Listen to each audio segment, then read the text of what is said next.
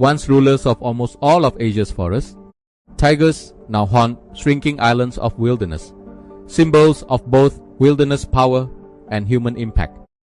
When you stand in the presence of a tiger, you aren't just looking at a cat. You are looking at the biological definition of an apex predator. These are the undisputed heavyweight champions of the felid family, the largest cats on earth. But the reality of their existence is far more fragile than their size suggests. Today, science estimate there are only between 700 and 500 tigers remaining in the wild. To put that devastating number into perspective, there are likely more tigers kept as pets in backyards across America than there are roaming free in all of Asia's forests combined. We are looking at a population that is a tiny, ghost-like fraction of what existed just a century ago. Traditionally, 9 distinct subspecies patrol the diverse landscapes of Asia, from frozen tundras to steaming jungles. But we have already erased 3 of them from existence. Only 6 remain, and most are critically endangered, fighting a silent war for survival in a world that has forgotten how to share space with giants. Bengal tiger, the royal ghost. Regal, powerful, and culturally iconic, this is the face of the species and the most numerous tiger left on earth. But numbers don't prepare you for the scale of the animal. A full-grown male can stretch 3 meters from nose to tail and weigh up to 280 kilograms, basically the weight of a large vending machine or a concert piano crashing through the undergrowth. In the wild, they live for about 15 to 20 years, ruling their territory with a terrifying blend of silence and violence. You have to understand, they are ambush predators. They aren't built for marathons. They are built for explosive bursts of speed that, while shorter than a sprinting horse, pack enough kinetic energy to break the spine of a buffalo instantly. Once widespread, they now cling to fragmented forests across India and its neighbors. But there is a glimmer of hope. Conservation efforts have stabilized populations in some reserves, though with only 100 individuals estimated to remain. The royal ghost is still fighting to stay in the physical wall. Siberian tiger, the king of the cold. Also known as the Amur tiger, this is the largest tiger subspecies, a creature built like a snow warrior designed for a frozen hell. Males can hit 318 kilograms, nearly 700 pounds. That is heavier than a large grizzly bear and roughly the same weight as 3 grown men combined. Their key survival tool isn't just size, it's insulation. They possess thick fur and heavy layers of fat designed to withstand the bitter winters of the Russian Far East, where temperatures drop low enough to freeze exposed skin in minutes. Protection and anti-poaching patrols have slowly bolstered their numbers in Russia's forests, but they are still critically rare. With only around 480 to 540 individuals patrolling the snow, the Amur tiger remains an endangered giant, a king holding on to a melting kingdom. Sumatran tiger, the striped phantom of the rainforest. If the Siberian tiger is a tank, the Sumatran tiger is a dagger. This is the smallest, darkest, and most secretive tiger subspecies still walking the earth. Evolution designed them specifically for the suffocating density of the Indonesian jungle. When you look at one, you'll notice their stripes are thinner and packed much closer together than their mainland cousins. This isn't an accident.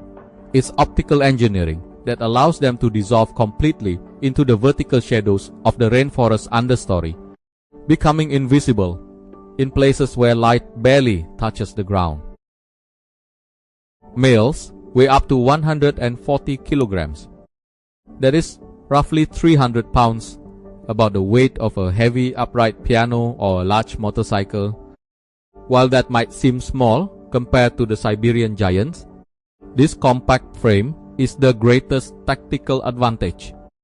It allows them to navigate through thick vines and dense vegetation that would trap a larger cat, moving with a silence that defies physics. But this specialized adaptation is fighting a losing battle against deforestation. With fewer than 600 individuals remaining, they are critically endangered. They are the last of the island tiger, holding on to existence in a world that is shrinking around them. South China tiger, the phantom of forgotten forest. You are looking at a ghost. The South China tiger is likely extinct in the wild, a spirit that haunts its own former land. Decades of habitat loss and deliberate eradication campaigns have silenced the forests where they once roared. There haven't been confirmed wild sightings in decades, leading scientists to the grim conclusion that the wild population is effectively zero.